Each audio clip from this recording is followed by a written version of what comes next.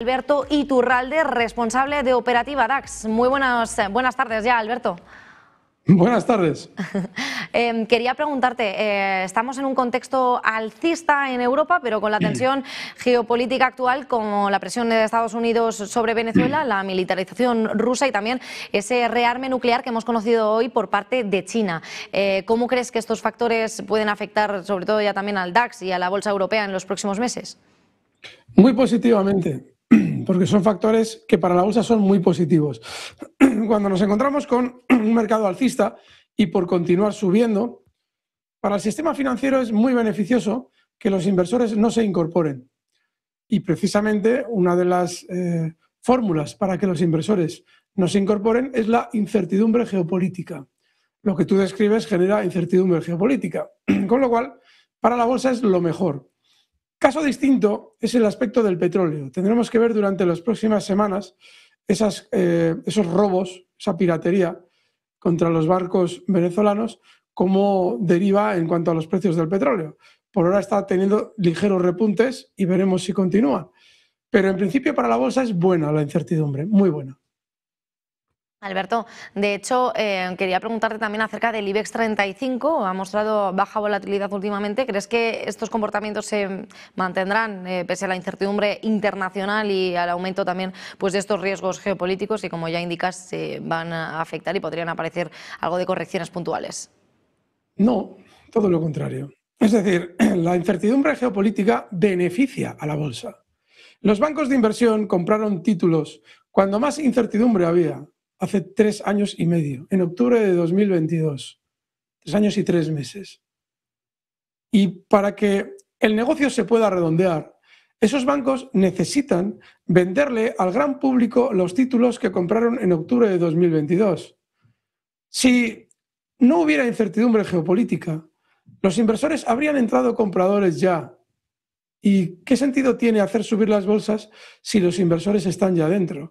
Luego, lo que hace el sistema financiero es aprovechar la incertidumbre política para seguir subiendo. Será cuando se despejen todos los nubarrones geopolíticos, cuando esos bancos de inversión podrán vender los títulos antes de una caída fuerte. Con lo cual, no. Es decir, el IBEX va a continuar seguramente subiendo. Sustos puntuales puede haber. La bolsa tiene que moverse al alza, a base de pequeños sustos y más subida posterior, que es lo que ha venido haciendo durante los últimos años. Lo que es muy importante es que cuando aparezcan sustos puntuales, los inversores tengan miedo. Si vemos esa reacción de miedo ante el más mínimo recorte, como hemos visto en el pasado, la garantía de que el mercado va a seguir subiendo es total. Ahora, ¿qué va a pasar en 2026? Imaginemos que hay una paz en Ucrania. Si hubiera en 2026 una paz en Ucrania, ¿eso sería bueno o malo para las bolsas? Sería horrible para las bolsas. Sin embargo, todos los economistas les dirán a ustedes que, hombre, ahora hay que comprar, porque como ya no hay guerra, se despejan las nubes en el horizonte. ¿Y quiénes les van a vender a ustedes esos títulos?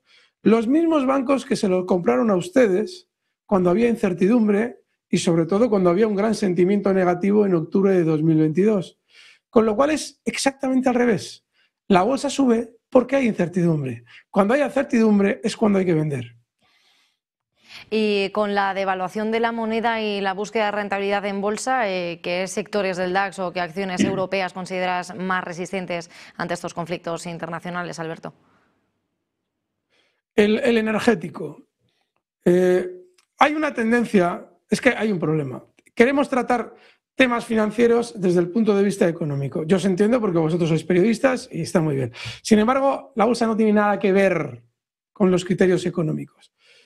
Si tenemos a un sector como ha sido el energético, que ha sido especialmente discreto durante los últimos años, mientras subía la banca, también subía ligeramente, subía con más discreción el sector energético, pero todavía no se ha colocado el debate bursátil como algo que haya que tener, pero lo hará, se colocará de aquí a unos meses seguramente en el debate bursátil con aquello del kilovatio de hora y todo ese tipo de cosas. Bueno, pues lo importante no es esta incertidumbre, qué valores sí, qué valores no, no. Lo importante es de qué valores no se habla. ¿Se habla de las eléctricas? No. Se habla de la banca, que está muy bien, sigue muy bien. Se habla de, bueno, incluso del petróleo estos últimos días, pero no se habla de las eléctricas.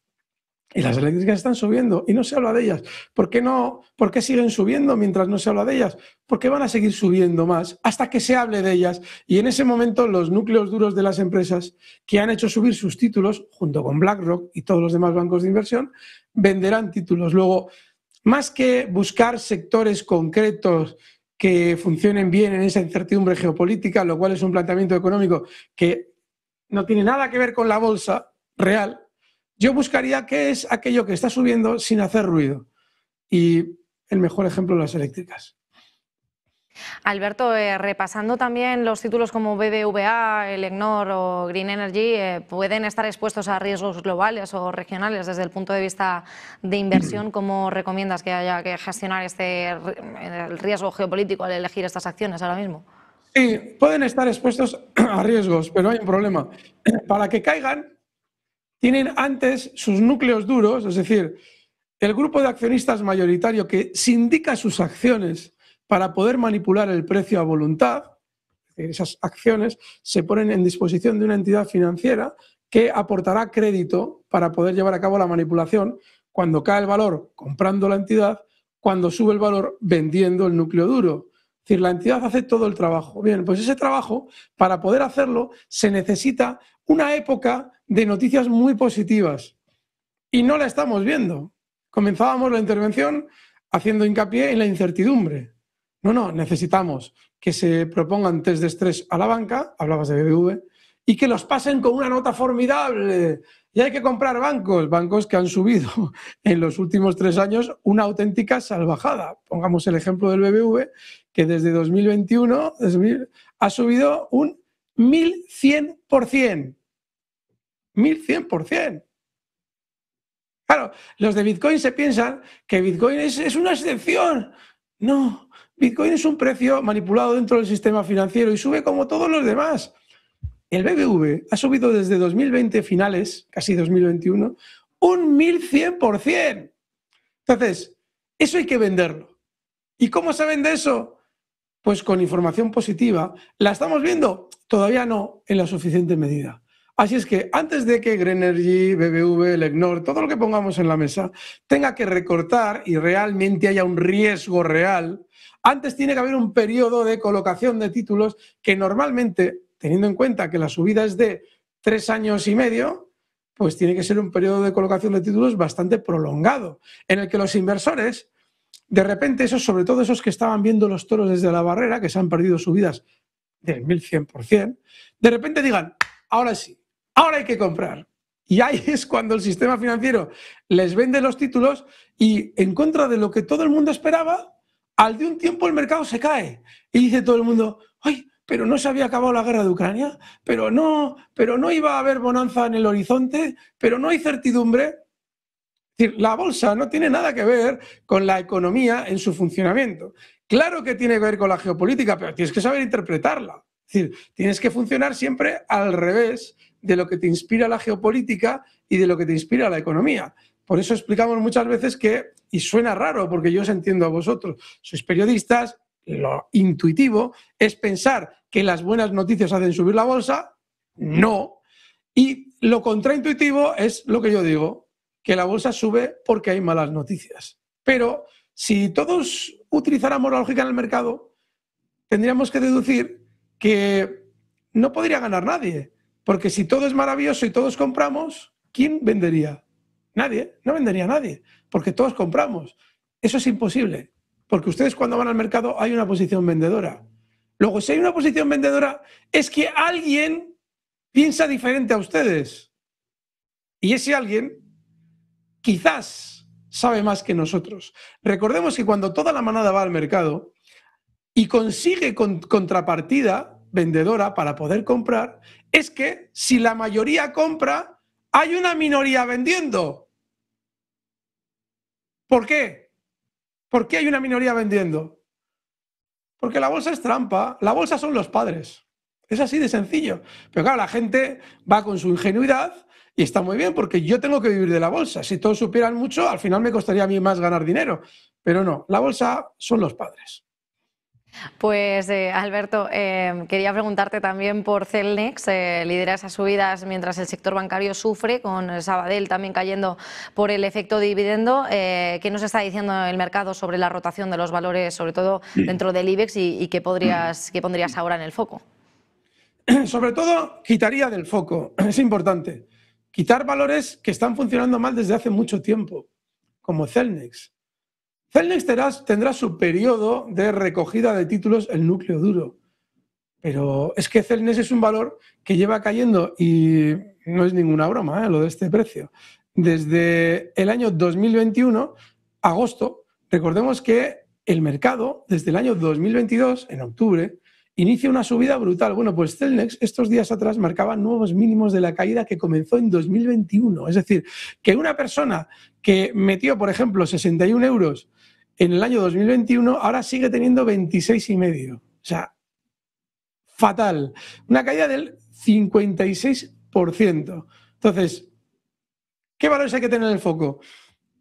Pues lo he explicado antes. La energía está fenomenal, porque nadie puede entender lo que está pasando. Por ejemplo, hemos hablado antes de las eléctricas. Vamos a poner ahora el caso de Repsol. A ver si lo encuentro aquí, porque me he lanzado a anunciarlo, pero aquí está. Fijaos, Repsol está subiendo como un cohete en los últimos meses, mientras el petróleo cae. ¿Qué pasa aquí? Claro, esto nos lo explica maravillosamente don Lorenzo Ramírez, que nos explica cómo las refinerías se están enriqueciendo a costa de no traspasar ese beneficio a las gasolineras. Vale, fantástico. Pero a nadie se le ocurre comprar Repsol cuando el petróleo está tan barato. Luego, algo va a pasar que sabe Repsol y que es bueno para su cotización. Por eso ha subido tanto. Y lo más normal es que continúe subiendo. Y lo más normal es que llegará un día en el que el petróleo de repente deja de caer, empieza a subir y ya todo el mundo se acuerda de Repsol. Pero claro, para ese momento Repsol, al igual que en los ejemplos que he puesto antes, ya estará arriba y ya todo el mundo dirá, oh, qué gran negocio Repsol. El petróleo sube, voy a comprar Repsol. Y el núcleo duro de Repsol le colocará los títulos tranquilamente para ir formando en el tiempo un techo y luego caer, dejando con cara de tonto al que compró diciendo, pero si yo compré cuando el petróleo subía, ¿por qué ya no sube Repsol? Porque la bolsa es un negocio de pillos. Alberto. Y si uno va con la lógica que todo el mundo tiene, lo único que va a hacer es perder dinero. Y es lo que va a pasar con Repsol y con otros valores. Yo les sugiero que vayan a valores de los que no se hable mucho, pero que estén alcistas con baja volatilidad. Y hay muchos, hay muchos. Y Alberto, con el oro en máximos históricos, llegaba ayer a esos 4.400, ya en camino a los 4.500, el Bitcoin también perdiendo los $89.000 y el euro intentando consolidar ese 1,18. ¿Qué activos están dando ahora mismo para dar señales algo más claras para poder operar y cuáles son las que conviene evitar en esta sesión? El oro está espectacular. Yo he insistido durante los 2 últimos años que llevo hablando del oro como reserva de valor en negocios de televisión cuando nadie lo hacía. Llevo explicando que el oro hay que utilizarlo efectivamente como reserva de valor, pero es inevitable las tentaciones especulativas. Y yo personalmente creo que un especulador no hace mal entrando largo en oro, incluso como operación meramente especulativa, con un objetivo alcista, por ejemplo, en 4.750 inmediato. O sea, es decir, además de tener nuestras onzas o lo que queramos, el oro está para seguir subiendo de manera inmediata. Tiene una pinta espectacular. Entonces, bueno, yo estaría en el oro. En el caso de la plata, que también anda bastante desbocada, pues, a ver, hay un problema. La plata, claro, se dice que es muy volátil. Yo con propiedad no diría que es volátil, porque lo es volátil. Pero no, lo que diferencia la plata no es que sea volátil, es que es excesiva. Es excesiva.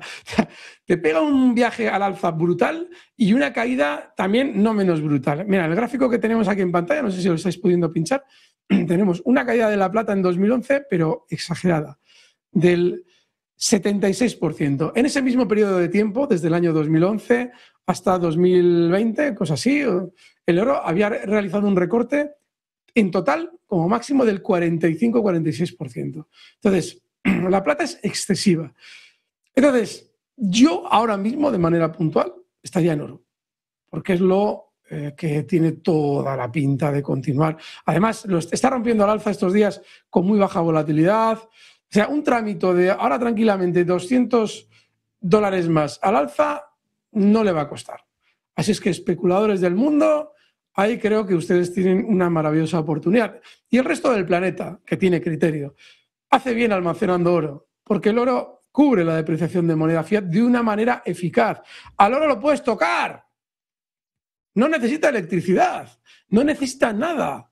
Es una maravilla. Entonces, yo a los que han sabido ir comprando oro durante estos 2 últimos años que hemos insistido, pues les sugiero que continúen dentro. Pues Alberto, nos quedamos con eso. Sube ahora en tiempo real 0,92% la plata, ha tocado los $70, como bien estabas indicando, esos máximos históricos. Y me quedo con ello y con que las bolsas son los padres. Muchas gracias, Alberto Iturralde, responsable de operativa DAX. Gracias y feliz Navidad si no nos vemos. Feliz Navidad, muchas gracias.